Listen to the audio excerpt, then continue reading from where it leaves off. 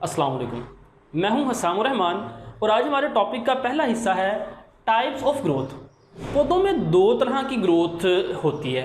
एक होती है प्राइमरी ग्रोथ, ये कहते हैं जी primary tissue is added by apical meristem, यानी एपिकल मेरिस्टम की वजह से पौधे की जो लंबाई में इजाफा होता है उसे हम कहते हैं प्राइमरी ग्रोथ। आप इसकी डेफिनेशन इस तरह से भी कर सकते हैं, increase in plant length due to activity of apical meristem. और दूसरी है सेकेंडरी ग्रोथ। सेकेंडरी ग्रोथ कहते हैं पौधे की मोटाई में इजाफा, गिर्थ में इजाफा। ये किसकी वजह से होती है? Secondary tissue is added by intercalary और वेस्क्यूलर कैम्बियम, यानी दो तरह की मेरिस्टम। एक तो इंटरकैलरी मेरिस्टम की वजह से सेकेंडरी ग्रोथ होती है और दूसरा लेटरल मेरिस्टम की वजह से। और ये जो वेस्क्यूलर कैम्बियम है ये लेटरल मेरिस्टम ही की किस्म है। तो इसकी डेफिनेशन आप इस तरह से भी कर सकते हैं, increase in plant girth due to activity of lateral और इंटरकैलरी मेरिस्टम। उसके बाद स्टूडेंट्स हमारा टॉपिक है फेजेस ऑफ ग्रोथ, पौधों में ग्रोथ की फेजेस। अब बात यह है कि पौधों में चार तरह की ग्रोथ फेजेस हैं। पहली है सेल डिवीजन, दूसरी है इलोंगेशन, तीसरी है मैच्योरेशन और चौथी है डिफरेंशिएशन। अब हमने ये फेजेस कहाँ पे स्टडी करनी है? हम ये फेजेस स्टडी कर रहे हैं रूट के सेक्शन के अंदर। तो हमने ये एक रूट का सेक्शन लिया है। तो फेजेस को स्टडी करने से पहले मैं आपको इस सेक्शन के बारे में बता दूं, ये एक जड़ का हिस्सा है। इसका सबसे बैरूनी हिस्सा, यानी किसी भी रूट के सबसे बैरूनी तरफ जो सेल हैं वो मौजूद होते हैं एपिडर्मल सेल। एपिडर्मल सेल सबसे बाहर मौजूद होते हैं। एपिडर्मल के बाद अंदर की तरफ जो लेयर है वो है कॉर्टेक्स की। ये जो येलो कलर में सेल बनाए ये है कॉर्टेक्स सेल। कॉर्टेक्स के अंदर की तरफ जो सेल हैं वो होते हैं एंडोडर्मस। ये जामुनी कलर के जो सेल हैं ये एंडोडर्मस। और एंडोडर्मस के अंदर जो सेल हैं वो होते हैं पेरिसाइकल। ये मैंने ग्रीन कलर से पेरिसाइकल ड्रा किया हुआ है। और पेरिसाइकल दरअसल कैम्बियम ही की किस्म है। और पेरिसाइकल के अंदर फिर जाइलम और फ्लोएम टिश्यूज होते हैं, जिस तरह ये ब्लू कलर से फ्लोएम और रेड कलर से जाइलम टिश्यूज बनाए हुए हैं। अब हम फेजेस ऑफ ग्रोथ को वन बाय वन स्टडी करते हैं। सबसे पहले है सेल डिवीजन।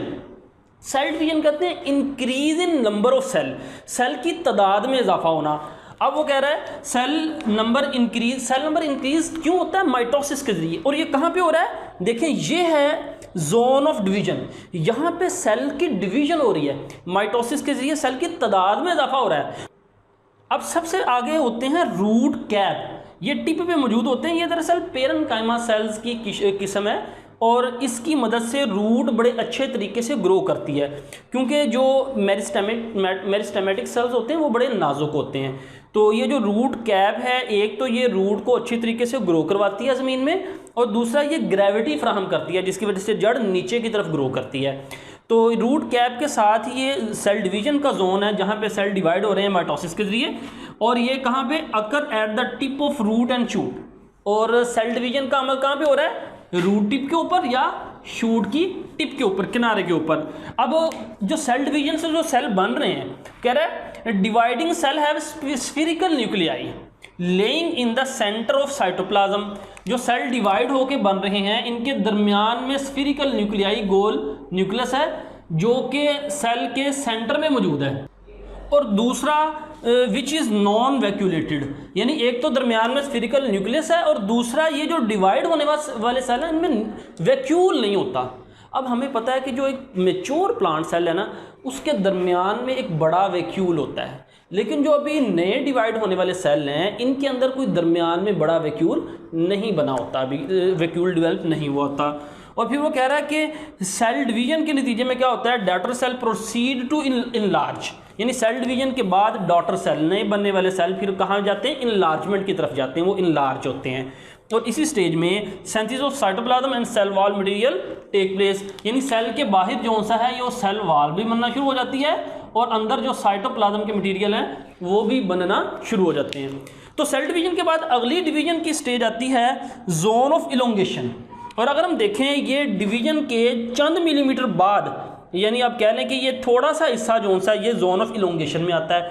और जोन ऑफ इलोंगेशन कह रहा है फ्यू मिलीमीटर, थोड़ा सा हिस्सा होता है। अब बात यह है कि अगर हम देखें, लेट्स सपोज फर्ज करें कि ये जो सा है ना, ये रूट है, तो रूट का ये वाला हिस्सा, ये सेल डिवीज़न हो रही है यहाँ पे। अब सेल डिवीज़न जब होती है तो रूट आगे को बढ़ती है, तो एक वक्त आता है कि ये रूट का साइज़ इतना हो जाता है, यानी अब सेल डिवीज़न यहाँ पे हो रही है। अब वो जो पीछे वाले सेल थे वहाँ पे डिवीज़न का अमल क्या हो जाता है, रुक जाता है, और डिवीज़न का अमल रुकने के बाद फिर वो इलोंगेट होते हैं, इंक्रीज इन साइज़, उनके साइज़ में इजाफा होता है। यही बता रहा है कि few millimetre in the length, यानी जो इलोंगेशन का जोन है वो फ्यू मिलीमीटर है, और सेल वॉल्यूम इंक्रीज 150 टाइम्स, 150%। अब इलोंगेशन में क्या होता है, डिवीजन के बाद जो इलोंगेशन है इसमें सेल का वॉल्यूम बढ़ना है। वो कह रहा है 150% तक वॉल्यूम बढ़ जाता है। अब वॉल्यूम कैसे बढ़ता है? वॉल्यूम दो वजह से बढ़ता है। पहली वजह यह है कि ऑस्मोटिक अपटेक ऑफ वाटर। अब इलोंगेशन में दरमियान में वैक्यूल बन जाता है, और वैक्यूल क्या करता है, पानी को जज़ब करता है। बाहर से पानी के जज़ब होने की वजह से सेल का वॉल्यूम बढ़ता है। और दूसरी बात यह है कि जो सेल वॉल है, प्लांट के बाहर जो सेल वॉल होती है ना, लेट्स सपोज ये क्या है, ये सेल वॉल है। सेल वॉल की मोल्डिंग एबिलिटी में इजाफा होता है। मोल्डिंग यानी आप कह लें कि सॉरी मोल्डिंग एबिलिटी नहीं, अब क्या है कि सेल वॉल का जो साइटोप्लाज्म पे प्रेशर है ना वो कम होता है। Cell wall increase in surface area. अब आमतौर पर जो एक मेच्योर सेल है उसमें सेल वॉल मज़ीद साइज़ में नहीं बढ़ती, लेकिन इलोंगेशन के दौरान ये जो सेल वॉल है ना इसका सरफेस एरिया बढ़ता है। सरफेस एरिया बढ़ने से क्या होता है, ज़ाहिर बात है सेल वॉल का सरफेस एरिया नहीं बढ़ेगा तो सेल बड़ा कैसे होगा। तो इलोंगेशन के अंदर एक तो वाटर अपटेक होती है और दूसरा सेल वॉल का सरफेस एरिया बढ़ता है, यानी सेल वॉल का साइटोप्लाज्म पे प्रेशर कम होता है, जिसकी वजह से सेल साइज में इजाफा होता है। यहाँ पे देखें, plasticity of cell wall increase. Plasticity का क्या मतलब है? प्लास्टिसिटी का मतलब है मोल्डिंग एबिलिटी, सेल वॉल का किसी ख़ास शक्ल में तब्दील होने की सलाहियत। जारी बात है जब सेल बड़ा हो रहा है आखिरकार उसने बाद में किसी ख़ास सेल के अंदर तब्दील होना है। उसने या तो इस शक्ल को अटेन करना है, या इस शक्ल को अटेन करना है, या इस शक्ल को अटेन करना है। तो अटेन करने के लिए सेल वॉल की जो प्लास्टिसिटी है उसकी लचक में इजाफा होता है। यहाँ पे यही कह रहा है कि उसकी प्लास्टिसिटी बढ़ती है, यानी मोल्डिंग एबिलिटी बढ़ती है, और साथ ही साथ वॉल प्रेशर इज़ रिड्यूस्ड। अभी मैंने बताया कि वॉल प्रेशर रिड्यूस का क्या मतलब है कि सेल वॉल का साइटोप्लाज्म पे प्रेशर कम होता है। वो कैसे कम होता है? जब वो इंक्रीज इन सरफेस एरिया, जब सेल वॉल का सरफेस एरिया इंक्रीज होता है ताकि सेल पानी अपटेक करके इलोंगेट कर सके, साइज में इजाफा कर सके। तो ये था जोन ऑफ इलोंगेशन। अब हम बात करते हैं जोन ऑफ मैच्योरेशन की, यानी सेल डिवाइड हो गए, अब वो उसके सेल के साइज में भी इजाफा हो गया। अब वो क्या करता है, मैच्योर होता है। मैच्योर से मुराद ये है कि फाइनल साइज़ इजाफा करते करते जो उसका आखिरी साइज़ जो उसने अटेन करना था वो अटेन कर लेता है। अब ये वाला जो हिस्सा है ये जोन ऑफ मैच्योरेशन है, सेल मैच्योर हो रहा है, उसका फाइनल साइज़ अटेन हो रहा है। अब वो कह रहा है कि final size of given type of cell is attain. मसलन अगर किसी उसने जाइलम सेल में बनाना है तो उसका जाइलम सेल जितना फाइनल साइज़ बन जाता है। अगर उसने स्क्लेरन काइमा सेल कॉर्टेक्स सेल बनना है तो कॉर्टेक्स जितना उसका साइज़ बन जाता है। तो अगर उसने पिथ सेल बनना है तो पिथ जितना उसका साइज़ बन जाता है। अब वो कह रहा है कि मैच्योरेशन में किस तरह मैच्योर होता है, cell which develop into pith, cortex and certain other tissue do not elongate further along the axis. मसलन किसकी मिसाल दे रहा है, पिथ और कॉर्टेक्स। अब देखें ये हमारे पास जो सा है ना, ये वाला जो सेल मैंने बनाया ये पिथ सेल है और ये कॉर्टेक्स है। अगर आप इनकी शक्लें देखें तो पिथ सेल ज़रा गोल होता है और कॉर्टेक्स सेल भी तकरीबन गोल ही की तरह होता है, यानी कोई ये लंबा नहीं होता। तो जब ये मेच्योर होंगे तो वो कह रहा है other tissue do not elongate. Elongate का मतलब है लंबाई में इजाफा होना, ये इनकी लंबाई में इजाफा नहीं होगा फर्दर अलोंग द एक्सिस, यानी ये अपने एक्सिस से ये इनका एक्सिस है ना, फर्ज करें तो ये एक्सिस से ये लंबाई में इजाफा नहीं करेंगे। और हाँ अदर सेल, दूसरे सेल लाइक फाइबर्स एंड ट्रेकाइड्स, ये फाइबर और ट्रेकाइड ये आप कह लें जाइलम सेल्स की किस्म है। जाइलम सेल को फाइबर और ट्रेकाइड कहते हैं। ये जाइलम सेल हैं, इन्होंने क्या होना है, लंबा होना है। इलोंगेट लेंथ वाइज मोर, ये क्या करेंगे, लेंथ वाइज ज़्यादा इलोंगेट करेंगे। देखेंगे लेंथ वाइज ज़्यादा बढ़ रहे हैं। देन इन अदर डायरेक्शन, किसी भी दूसरी डायरेक्शन की निस्बत, यानी ये लेंथ वाइज किसी भी दूसरी डायरेक्शन की निस्बत ज़्यादा इलोंगेट करेंगे, ज़्यादा इनके साइज़ में इजाफा होगा। फिर आखिरकार देखें, अब सेल डिवाइड हो गया, सबसे पहले सेल में अपनी तादाद में इजाफा किया, फिर उसने अपने साइज़ में इजाफा किया, और फिर मैच्योरेशन के अंदर उसने फाइनल साइज़ अटेन कर लिया। अब आखिरी हिस्सा है डिफ्रेंसिएशन। मैच्योरेशन में फाइनल साइज़ अटेन करेगा और डिफ्रेंसिएशन में फाइनल स्ट्रक्चर अटेन करेगा। यानी उसने जिस किस्म का सेल बनाना है उस किस्म के तमाम स्ट्रक्चरल फीचर अपने अंदर डेवलप कर लेगा। अब वो कह रहा है व्हेन सेल इनलार्जमेंट सीज, जब इनलार्जमेंट या मैच्योरेशन खत्म हो जाती है, डिफ्रेंसिएशन स्टार्ट, सेल डिफ्रेंशिएट होना शुरू हो जाता है। जब डिफ्रेंशिएट होगा तो उसमें खास किस्म के स्ट्रक्चर बनेंगे। अब वो कह रहा है कि cell wall become thicker, cell wall thick हो जाती है। मसलन ये स्क्लेरन कायमा सेल का, ये स्क्लेरन कायमा सेल है, इनका मैंने ये क्रॉस सेक्शन दिखाया, अगर ऐसे हैं तो इस तरह से क्रॉस सेक्शन, ये सेल वॉल है। तो सेल वॉल जो सी आप कह लें कि मज़ीद थिक होना शुरू हो जाती है, सेल वॉल मज़ीद थिक होना शुरू हो जाती है इस तरह से। स्क्लेरन कायमा सेल जो से हैं उनमें सेकेंडरी वॉल भी बनती है, ठीक है। तो ये देखें, ये सेल वॉल मज़ीद थिक हो गई। फिर wall of many kind of cell and tissue become pitted. Pits कहते हैं घड़ों को, गड़े, दबा हुआ हिस्सा अंदर को। अब फ़र्ज़ करें कि एक इस सेल की सेल वॉल है और एक ये नीचे वाले की। अब मैंने यहाँ पे ड्रा कर लिया है कि एक सेल वॉल ऊपर वाले सेल की है और ये उसके नेबरिंग सेल, ये दो मुख्तलिफ सेल्स की जो आपस में जुड़े हुए हैं उनकी सेल वॉल हैं। इनमें पिट्स बनते हैं, अंदर को दबे हुए हिस्से। मसलन देखें, ये एक अंदर को पिट बना हुआ है, गड़ा बना हुआ है, एक ये बना हुआ है। मतलब यहाँ पे ये सेल वॉल स्मूथ जा रही है ना, तो यहाँ से सेल वॉल क्या करेगी, थोड़ा सा अंदर को दबा हुआ हिस्सा बनाएगी।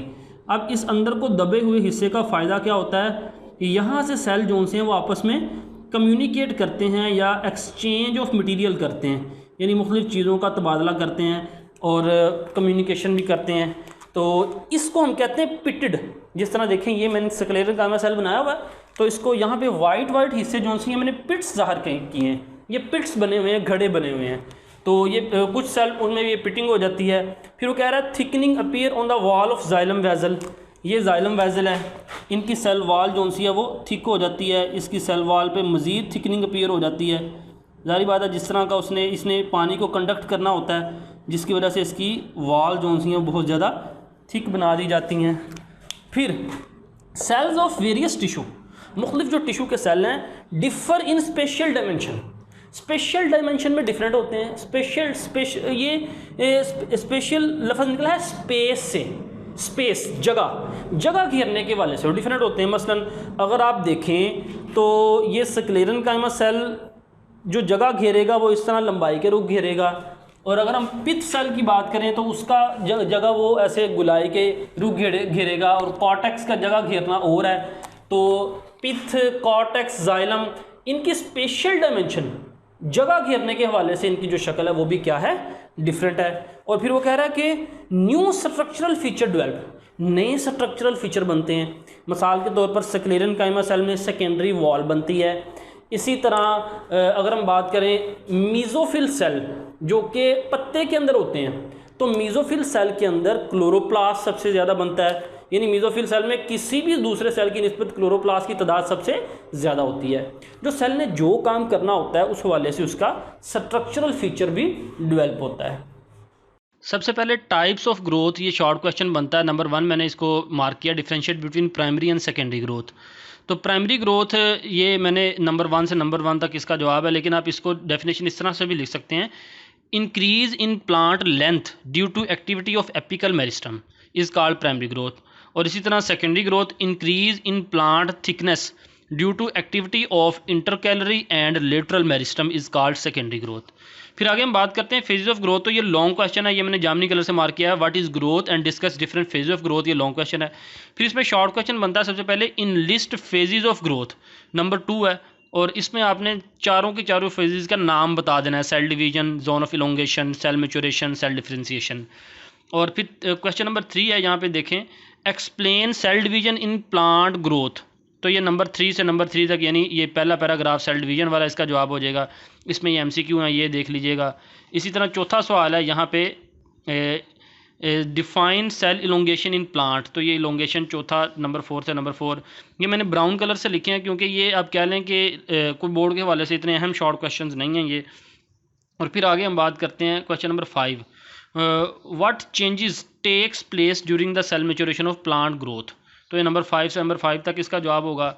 और ये जो साइड में ये जो डायग्राम है इसमें से ये MCQ के हवाले से आपको पता होना चाहिए कि जो प्लांट का क्रॉस सेक्शन है उसमें सेल्स की तरतीब क्या है, सबसे बाहर सेल कौन से हैं, फिर उसके अंदर कौन से हैं। और फिर छठा सवाल है what happened in the cell differentiation, तो ये छठा यहाँ से लेकर यहाँ तक इसका जवाब है। तो ये था आज का लेक्चर। अस्सलामु अलैकुम वरहमतुल्लाहि वबरकातुहू।